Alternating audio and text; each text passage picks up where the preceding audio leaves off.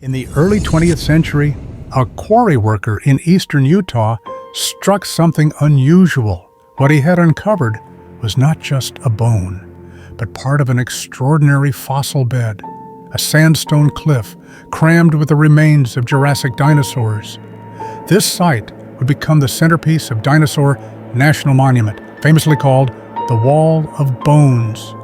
Today, visitors can stand before a rock face more than 50 feet long, where over 1,000 dinosaur fossils remain embedded exactly where they were found.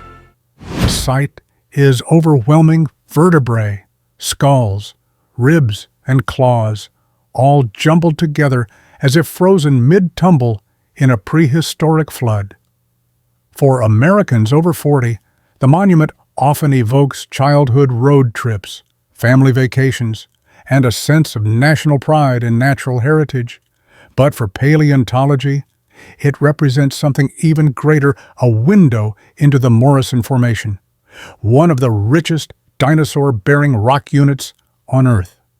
The Wall of Bones is not simply a tourist attraction.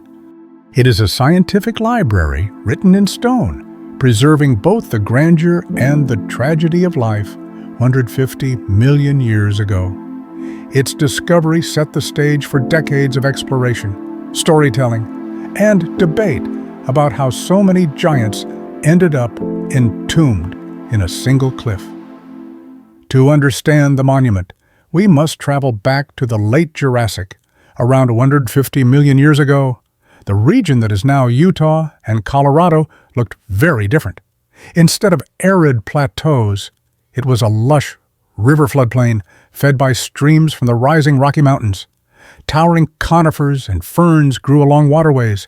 Herds of sauropods like Apatosaurus, Diplodocus, and Camarasaurus browsed on foliage high and low.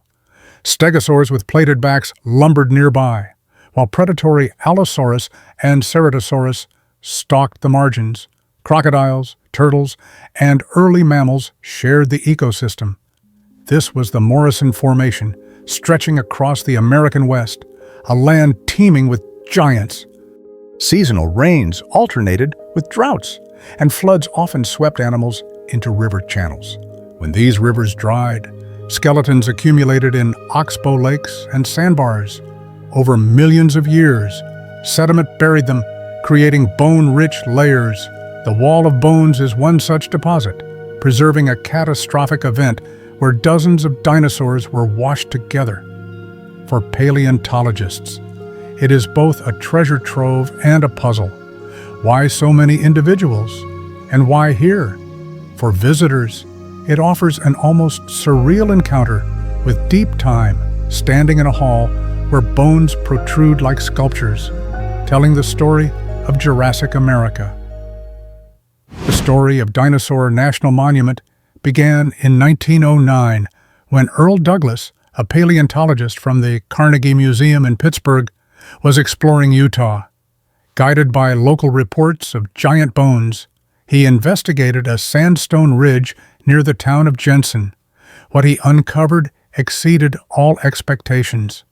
The bones of Apatosaurus and Diplodocus emerged in astonishing numbers, packed into the rock like a prehistoric puzzle. Douglas realized he had stumbled upon one of the richest fossil beds in North America. Excavations began under the Carnegie Museum's sponsorship, with teams quarrying enormous blocks of bone to be shipped east. Spectacular skeletons were mounted in Pittsburgh, New York, and Washington, captivating the public. Newspapers covered the discovery with excitement, comparing it to treasure hunting. Yet Douglas dreamed of more than exporting fossils. He envisioned a preserved quarry where future generations could see the bones exactly as he found them, still embedded in stone. This idea was revolutionary.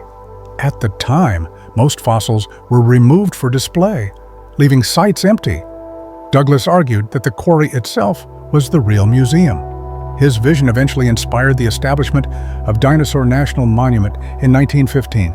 For older audiences, Douglas's story resonates with the romance of early paleontology, grit, discovery, and a dream of sharing fossils with the world.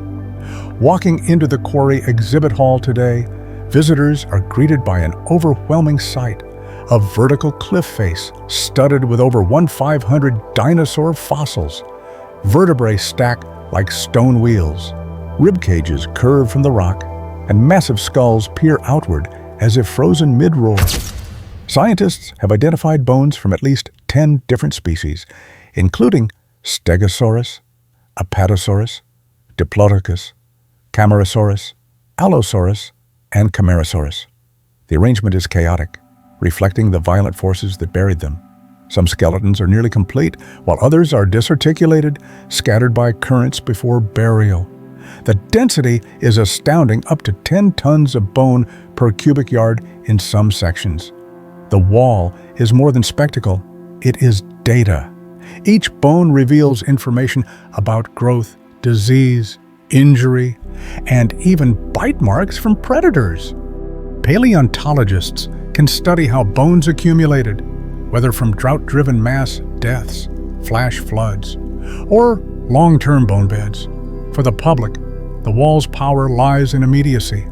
Unlike mounted skeletons, which are reconstructed, the wall is authentic, unedited. Visitors stand before the raw record of prehistory, as Douglas intended. It is both science and art, a collage of lives cut short, preserved in eternal stillness. For Americans, it is a national monument to both nature's grandeur and science's persistence. The Wall of Bones is not just dramatic, it is scientifically invaluable. For paleontologists, it provides a concentrated record of Jurassic life. By studying bone density and orientation, researchers reconstruct the events that created the deposit. Was it a herd of sauropods caught in a flood? Were predators like Allosaurus scavenging carcasses? The answers help us understand ancient ecosystems. The monument also yields insights into dinosaur biology. Bones show signs of arthritis, healed fractures, and growth rings, offering clues about aging and health. Isotopic analysis of teeth reveals migration patterns, suggesting sauropods traveled vast distances in search of food. Even microscopic structures in bones reveal growth rates, confirming that dinosaurs grew faster than modern reptiles. The monument also sparked debates about fossil preservation. Douglas's insistence on leaving bones in place challenged the tradition of removing specimens entirely. Today, that philosophy is embraced worldwide, with in-situ displays considered invaluable for both science and education. For visitors, the monument transforms abstract science into tangible reality. Standing before the wall, they can literally touch the evidence of evolution. It is a place where paleontology leaves the textbook and enters the landscape, a fusion of discovery and preservation. Dinosaur National Monument is more than a fossil site, it is part of America's cultural identity. Established in 1950 by President Woodrow Wilson, it symbolized a national commitment to preserving natural wonders. Located on the Utah-Colorado border, it soon became a destination for families, school groups, and scientists alike. For many Americans over 40, memories of visiting the monument as children remain vivid, staring up at the wall, feeling dwarfed by bones millions of years old. The site became woven into the mythology of the American West. Alongside Yellowstone and the Grand Canyon, its fossils traveled further, inspiring museum exhibits and documentaries nationwide. The monument also highlighted the importance of public lands. In the 1950s, a proposed dam threatened to flood parts of the park, sparking national protests. The controversy galvanized the conservation movement, linking dinosaur fossils with broader debates about protecting wilderness. Today, the monument stands not just as a paleontological treasure, but as a symbol of America's stewardship of deep history. For visitors, it is a reminder that heritage is not only cultural or historical, but also prehistoric. Protecting fossils is part of protecting the story of life itself, ensuring it endures for future generations. Imagine the Morrison floodplain 150 million years ago. The air is humid, buzzing with insects. A herd of Diplodocus wades through a shallow river, their tails swishing like whips. Nearby, Stegosaurus browses on cycads, its plated back gleaming in the sun. In the distance, Allosaurus stalks the herd, eyes fixed on a limping sauropod. Suddenly, the skies darken. Seasonal rains arrive, turning the river into a torrent. Water surges across the floodplain, sweeping carcasses downstream. Massive sauropods struggle, some collapsing under the flood's force. Smaller dinosaurs are carried away, tangled with logs and debris. As the floodwaters recede, bodies pile along a sandbar. Predators arrive to scavenge, leaving tooth marks in bones. Over weeks, sediment buries the remains. Over millions of years, those bones fossilize, entombed in sandstone. This is the origin of the Wall of Bones, a catastrophic moment frozen forever. For modern visitors, imagining this scene brings the fossils to life. Each rib and vertebra in the wall is not just stone. It is the relic of a living creature caught in nature's fury. For older audiences, this cinematic vision ties directly to childhood memories of dinosaur books and documentaries, proof that reality is as dramatic as imagination. Today, paleontologists use advanced tools to extract even more information from the wall. CT scanning reveals internal bone structures, showing growth rates and disease. Isotopic analysis of teeth tracks ancient migration routes, confirming that sauropods traveled hundreds of miles. Computer modeling reconstructs the biomechanics of tails and necks, testing how these giants moved and fed. Drones and 3D mapping allow researchers to create digital models of the quarry, preserving its layout forever. These tools transform the monument from a static site into a dynamic research lab. For the public, it means the wall can be experienced virtually, even from afar.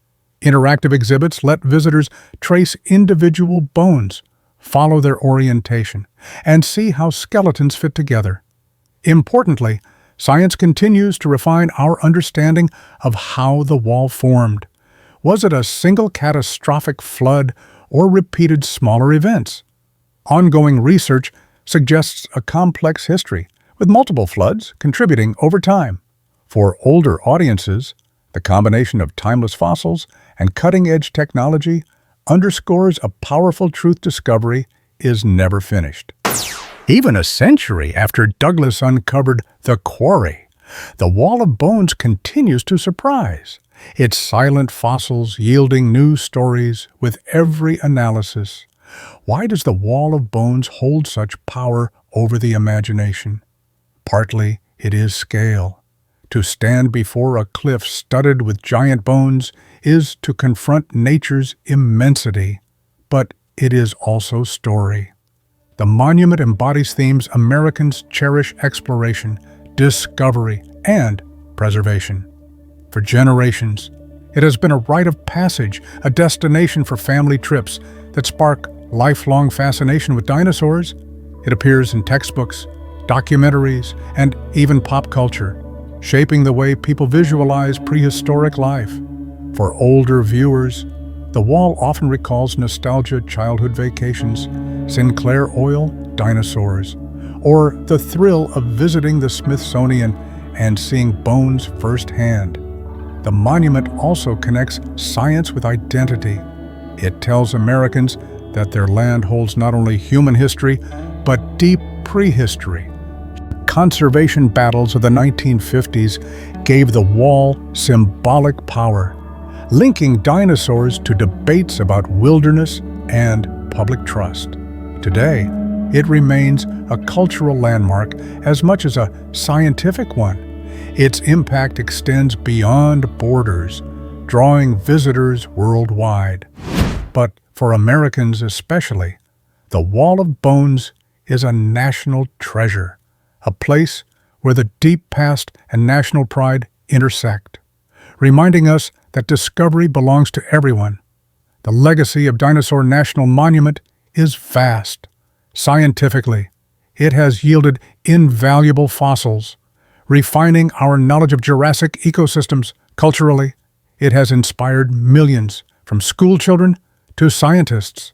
Its wall of bones remains one of the most dramatic fossil displays anywhere, blending authenticity with spectacle. The monument also embodies a philosophy pioneered by Earl Douglas that fossils should sometimes remain where they are, preserved for public view rather than removed to distant museums. That vision has become standard practice worldwide. The monument's legacy also lies in its symbolism. It represents America's role in paleontology, its stewardship of natural history, and its commitment to conservation.